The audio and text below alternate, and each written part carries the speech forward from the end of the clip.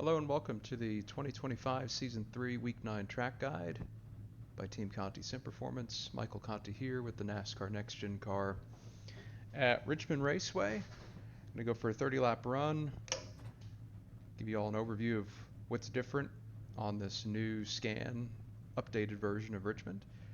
Break it down from within the car and then do the same outside the car, break down each set of corners, go over pit road entry and exit, and just some general things to look for as you're going through your races at Richmond this coming week.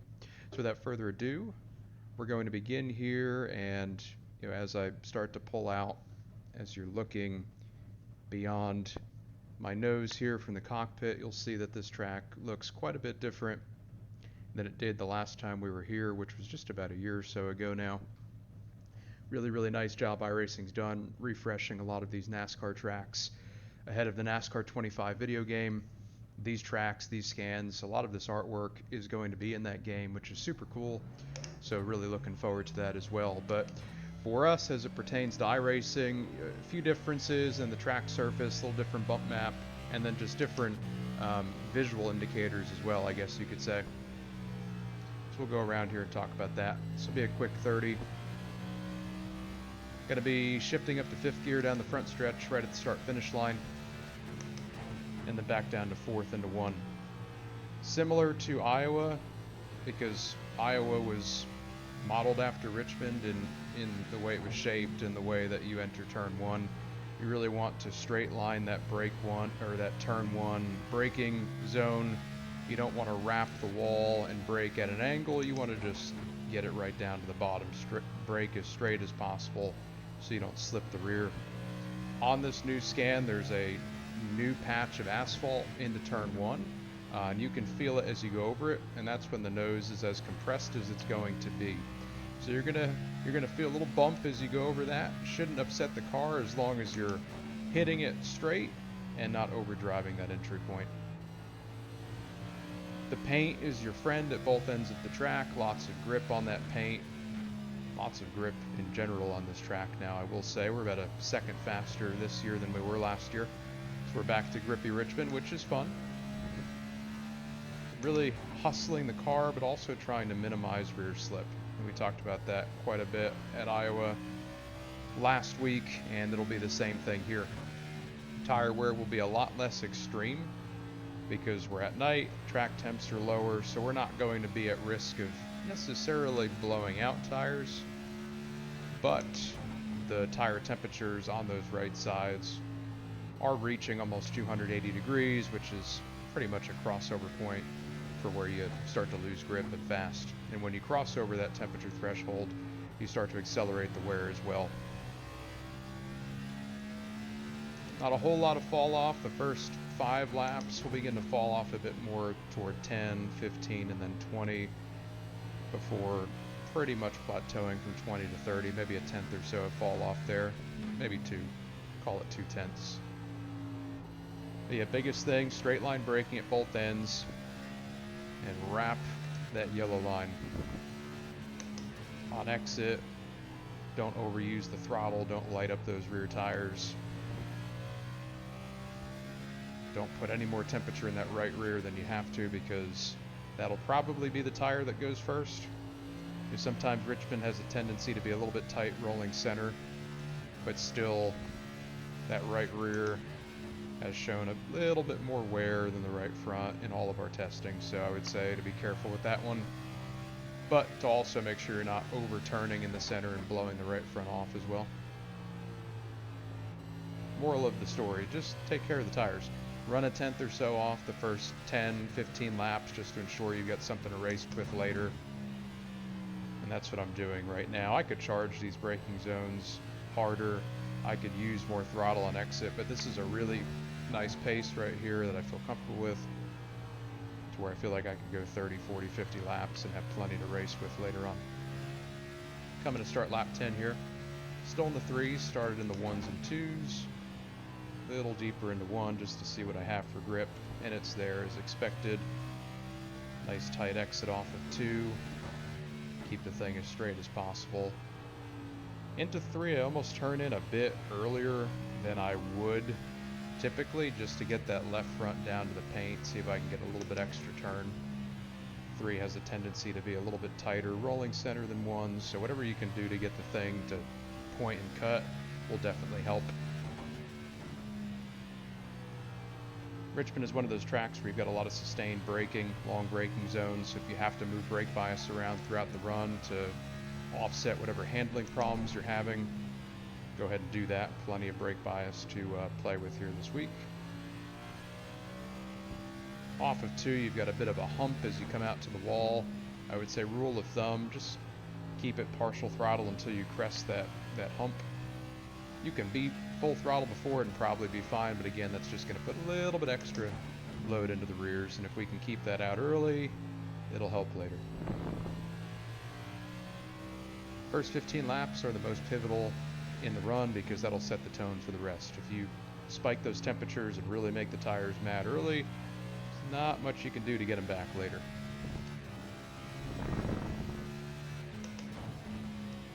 Now, in years past, the line at Richmond has moved up, and the middle and even the top at times has been really good. I feel like with how fast we're going this season, I don't think that's going to happen as much. I do think, though, as you get later in your races and that bottom gets slick, you'll probably be able to open up your entry, maybe run a lane higher, cross it over, do a bunch of different things to make lap time. So I'll try to demonstrate that here for the next couple laps. I don't expect the lap time to be better, but just giving you a representation of what those lane choices might be more than anything. So we'll start here.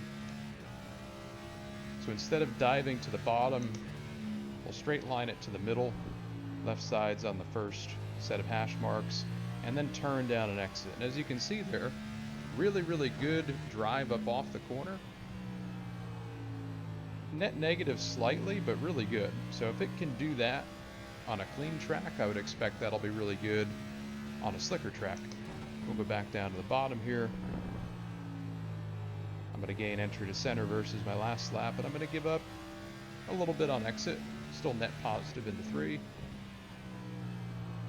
We'll change that line around in 3 next time by and see if we can open up that entry and make some lap time. Do it in 1 as well here, into 1. A little more sustained brake, and then turn down on exit. Really good run up off. Be about even into 3, just a bit behind. Enter about a lane higher and just sustain it. Keep it a little straighter on exit. About a tenth slower, but still pretty good nevertheless. Back down to the bottom, left front, right on that paint. It'll actually be just about even versus the lap before. Should pick up a little bit here into 3. Yeah, good entry, good turn, good rotation, and good drive off. Back down to the bottom. This is the point in the run where you can feel the center turn gets a little bit harder to make. You're just fighting the front grip a little bit more. Rear is still good. Little compromised off 4, but nothing bad. So we'll just slow down that entry speed a little bit more, just so I don't burn the right front off. A little less throttle and exit to keep the right rear in check, and overall a good corner. Try to get off of 4 a little straighter that time, which I did. Go back to the alternate line into 1 here, see if we can get this thing turned in the center.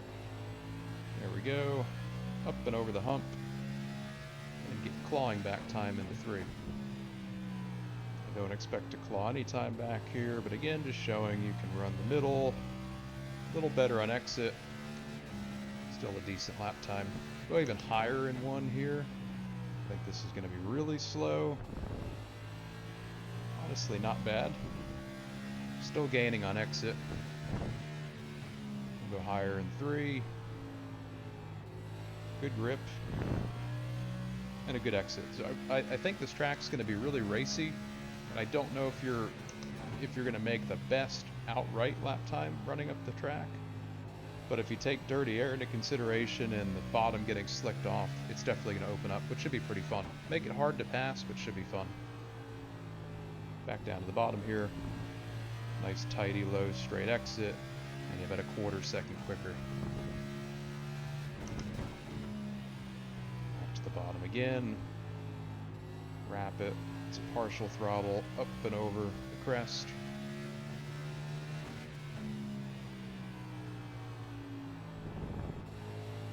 A low exit off of 4 is the easiest you can be on the rear tires. You'll see they do that a lot in real life.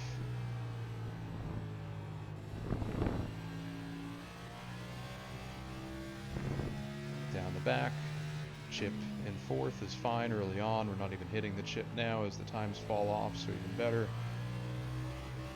A little loose right there. Again, that's just me trying to get too much out of it. I'll go back to the alternate line here, see if I can gain anything back.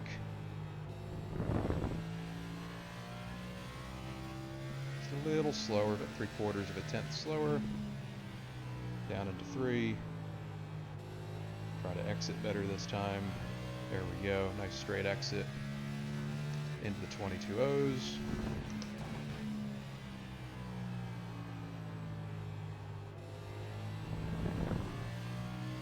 Good corner right there. Hooked that apron just a bit on exit, but it was good.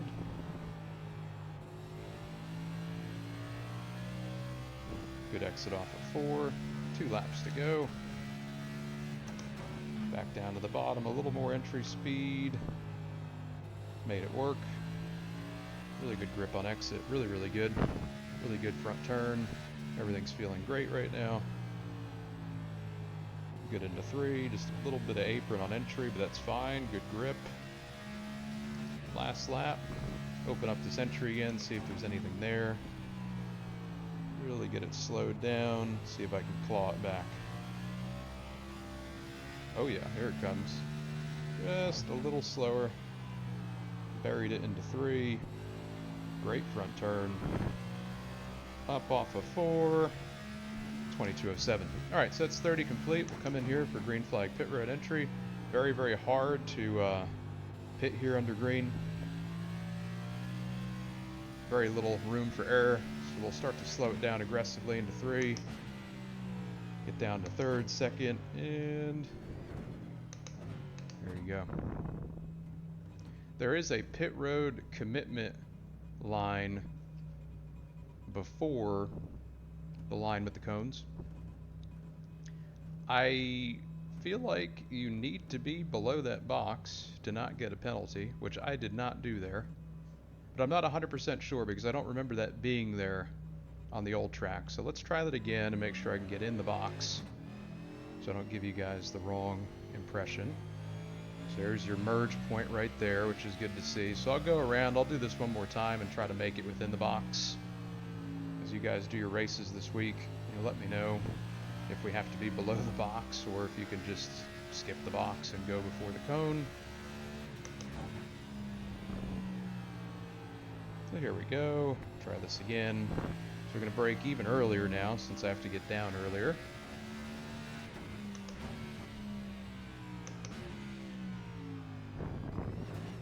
So if that's the case, you can get off the track, like slow down to get off the track, and then you can accelerate to the final commitment line, as we'll call it, with the cones, and you can make up some time right there. That's definitely a little bit different, so we're all learning together right there.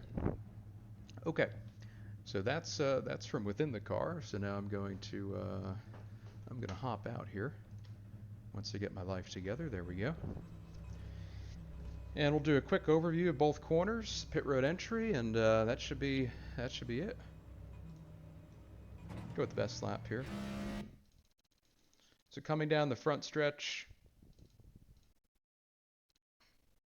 like I said, you're shifting to 5th right at about the start-finish line, give or take a bit, one way or the other, depending on where you're at in the run with tires and lap time. But shifting at the start-finish line, and then pulling it off the wall way back here, right, maybe 2-3 car lengths, maybe more than that, 10 car lengths past the start-finish line. You're starting to pull it off the wall as you're still full throttle. This goes back to what I was talking about straight line braking. If you try to brake and match the curve of this wall and match the curve of the entry, you're going to be turning the wheel while braking. And as you do that, as you increase the brake pressure and you have wheel in it, you're going to slip the rear. And it's probably going to be okay the first 10 or 15 laps. But as you get later in the run and the rear starts coming up and the right rear tire gets more worn out, that sustained wheel, sustained brake is going to slip the rear and you're not going to be able to make the entry. So straight line brake the entry from lap 1 all the way to the end of your runs. It's going to save some tire, let you be more efficient on entry. So straight line braking. You can see right here, just at the Kroger sign, I'm braking. I dump the throttle out of it immediately to the brake. And there's that downshift early as well. Early downshift into 1 to utilize that engine braking. That's 35-40% brake, give or take in there. Definitely a lot of initial brake pressure. And then that's going to be carried well into and through the entry of turn 1. Still carrying about 15% here. 10%, 15% as I get to the end of the pit wall. And as I slowly decrease that trail brake, I'll slowly increase my wheel to my max wheel lock in the center. Wrapping that yellow line aggressively, using that to help turn the car. Still trail braking, and now off. So finally, completely off the brake at the, not quite the beginning of the Ally signage. Maybe about the beginning of the Ally signage. So you're bringing brake well into the corner, and you do that to keep the nose pointing. If you don't do that, if you release the brake too soon, you're going to carry too much entry speed, you're going to lose that front compression to help you turn, and you're going to shove up the track. And you're going to blow the right front tire off it. So definitely don't want to do that. Let's go far chase here. So wrapping, free rolling, no brake, no gas. Slowly increasing wheel lock to the center here, and I'll start to pick up throttle right there. So at those Kroger signs in the outside wall. And now my goal is to increase throttle and decrease wheel. I don't want to track out aggressively and come off this corner and feel like I'm going to knock the wall down. I still want to utilize the grip from the paint and keep the car low and tidy, but I want to increase throttle. So the harder I try to wrap this line, the more I'm going to have to turn the wheel. The more I have to turn the wheel, or keep the wheel turned rather, the harder it's going to be to commit to more throttle. Because the more wheel you have in it, the harder it's going to be to put throttle in it without slipping the rear. So I have to ride that very fine line of, okay, I want to wrap this corner aggressively, but in with that, I want to increase throttle to build my speed on exit. So I'm still wrapping. Now I'm finally coming off the line a little bit. As I come off the line, if you watch the throttle and you watch the wheel has decreased to not quite center, but close to it, maybe 10 degrees of wheel or so. And now my throttle is going to start to increase pretty quickly. Wheel is almost straight. Throttle's now increased. That was a big jump right there. Still increasing. Wheel is basically straight, and now throttle is at 100% at like the 7/8 mark of the corner. Like I am almost on the straightaway, but I'm not quite past that hump, as we'll call it. And full throttle down the back. Now, of course, as we get later in the run, and I have less tire to use, this wide open throttle point, which is happening here, is going to happen later because I just have less grip. So, long story short, the too long did listen to all that version is do what you can to increase throttle and exit, but don't do it to the detriment of your rear grip. Okay. So again, if you have to give up a tenth or so a lap, the first 10 or 15, do it. Because if you go 30, 40, 50 laps, all the people that were light switching the throttle are going to be in big trouble. And they may blow out a tire. Probably not this week, but if you get a long enough run, I think it's still possible. So that's 1 and 2. So early entry off the wall, straight line braking, aggressive max initial brake pressure, aggressive trail braking, a good amount of free roll. Don't be afraid to turn the wheel in the center, but as you increase throttle and exit, make sure you're resetting that wheel to as close to center as possible before you go to 100% throttle. Down the back, 4th gear. Where am I lifting? Pretty much turning and lifting right at the same point. Number 1, I was still full throttle and coming off the wall. I'm coming off the wall, getting out of the throttle, and hitting the brakes all at about the same time. It's a straight entry into 3, so you don't have that moment where you're driving it off the wall while still full throttle. You're just doing everything in one fell swoop. So here I am. I'm braking, well back here. If we look at these NASCAR logos, it's the second NASCAR logo after this big cluster of Coke logos on the wall here. So that's pretty much your brake point. Into three. About the same brake pressure. 30-ish percent, maybe 25, 30, somewhere in there. And again, trailing off slightly as I get closer to entry, but I'm still keeping a good amount of brake pressure in it. Goal is to get the left front to the yellow line, slowly roll off brake to free roll. Lots of wheel right here, so obviously can't really be aggressive with throttle while I've got that much wheel in it. I'll start to light up the throttle right about here, so right before this first commitment line. And like I talked about while I was at speed, exit of 4 is very tricky. It's very easy to lose the rear on exit because you're just constantly turning all the way through the exit and then you're still turning down the straightaway. So just be careful with your throttle. Slowly increase throttle while decreasing wheel. Coming off the line right at about the barrels, I start tracking out just a smidge. By the time I get to the first line of the restart zone, I'm about halfway between the yellow line and the first set of hash marks. Wheel is now straight, and I should be able to get to full throttle right about there. So a couple car lengths before the end of the restart zone. So that is a deep dive at both ends of the track. Let's take a look at the alternate lines. I think this is an alternate line in 1 and 2. Yep. So you can see straddling that first seam and then an aggressive turn down on exit, turning down across that hill and getting some good momentum down the back. We'll play a couple laps here at full speed just to look at the differences in approach. This should be me back on the bottom. Yep, so you can see way lower. Didn't quite get to that line there, but finally got to it on exit, so that's good. Good recovery there. In 3, yep, we're going to run the bottom again. Down to the line on exit. 17 in here, front grip is a little bit less than what I had early, so it's just hard to wrap it as well as I did on fresh tires, but we're still making it work. Again, straddle first seam, hard cut on exit. 3 and 4 is a little bit more of a sustained wrap. Your right side's right on that seam, never really getting all the way back down, just trying to straighten out this exit to carry speed down the front. Lots of different ways you can attack this place. You might even be able to go up higher if the bottom and middle get slick enough, so just keep searching in your races. If you're not making lap time, go somewhere else and see if you can make it work. So those are your different lane options. Let's go ahead and look at the successful pit road entry here.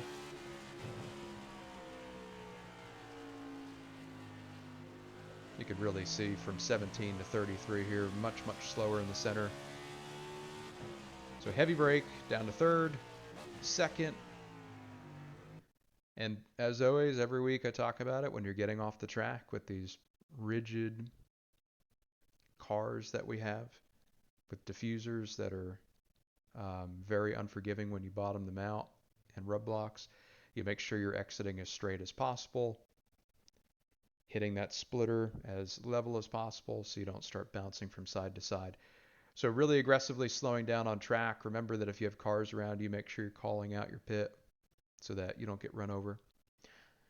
And yeah, aggressive turn down, really slow on track, exiting the track at 60. So that's why I said you really have to slow down early and there's no room for error. So 60 miles an hour off the track, and then I accelerate a bit because I can make this commitment line still. And then hard brake down to pit road speed, which is 40 miles an hour. Exit of pit road should be this lap here. Let's fast forward through that. So second gear, third gear, watch your slip, and exit off the 2. So pretty straightforward pit road exit, nothing crazy there, but again, just make sure you don't get your car hung up between the apron and the track because you will spin out in a hurry. Otherwise, though, that is a yeah, I think that's a pretty complete overview of what we've got going on at Richmond next week. Again, kudos to iRacing for updating these tracks. I think the Richmond scan was from 2007 or 8.